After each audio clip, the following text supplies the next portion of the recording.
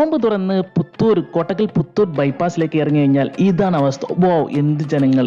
ആദ്യമായിട്ട് കാണുന്ന പുത്തൂർ ബൈപ്പാസിൽ ഇത്രമാത്രം ജനങ്ങൾ. അപ്പോൾ നമുക്ക് ഫസ്റ്റ് പരിചയപ്പെടുത്തരാം ബാംബു സോഡ.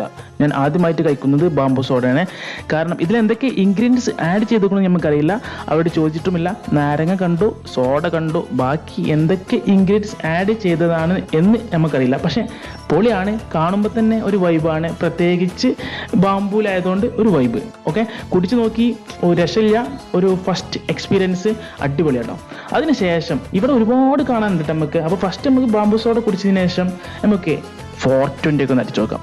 മാംഗോ മസാലയിൽ ഒരുപാട് ഐറ്റംസ് ഉണ്ട്, ഒന്നൊന്നല്ല ഒരുപാട് ഐറ്റംസ് ഉണ്ട്. നല്ല സ്പൈസി ഉണ്ട്, നോർമൽ സ്പൈസി ഉണ്ട്, ചെമ്മീൻ്റെ ഒക്കെ ഒരു ഇളാപ്പുണ്ടല്ലോ, അതായത് ചെള്ളി ഇങ്ങനെ വറുത്ത് പൊരിച്ചത്, അതിൻ്റെ മസാല, അതുപോലെ തന്നെ ഗ്രീൻ ചില്ലി നല്ല അടിപൊളി ജ്യൂസ് അടിച്ചത്, ബ്ലാക്ക് പെപ്പർ എന്നുള്ള ഒരുപാട് ഐറ്റംസ് വ്യത്യസ്തമായിട്ടുള്ള കളറിലും വ്യത്യസ്തമായിട്ടുള്ള ടേസ്റ്റിലും. ഇതിങ്ങനെ അടിച്ചിങ്ങനെ ചുണ്ടങ്ങനെ നീട്ടി നിൽക്കുന്ന സമയത്ത് നമുക്ക് ഐസിനോടൊക്കെ താല്പര്യം വരും. അപ്പോൾ ഐസൊന്നും ആക്കണ്ട, അടിപൊളി ഒരു ചൊരൻ്റെ ഐസാണ് പരിചയപ്പെടുത്താൻ പോകുന്നത്. പുത്തൂരിൽ നിന്ന് ഏറ്റവും കഴിച്ചിൽ ഏറ്റവും ടേസ്റ്റി ആയിട്ടുള്ള ഒരു ചൊരൻ്റെ ഐസ്, ഓറഞ്ച് ഫ്ലേവറുള്ള ഒരു ചൊരൻ്റെ ഐസാണ് പരിചയപ്പെടുത്തപ്പെടുന്നത്. ആ ചെനങ്ങനെ പൊന്തി നിന്ന് അതിന് ഓരോന്ന് കഴിക്കുന്ന ആ ഫീലിംഗ് ഉണ്ടല്ലോ, അടിപൊളി, ഒരു രക്ഷയില്ല കേട്ടോ.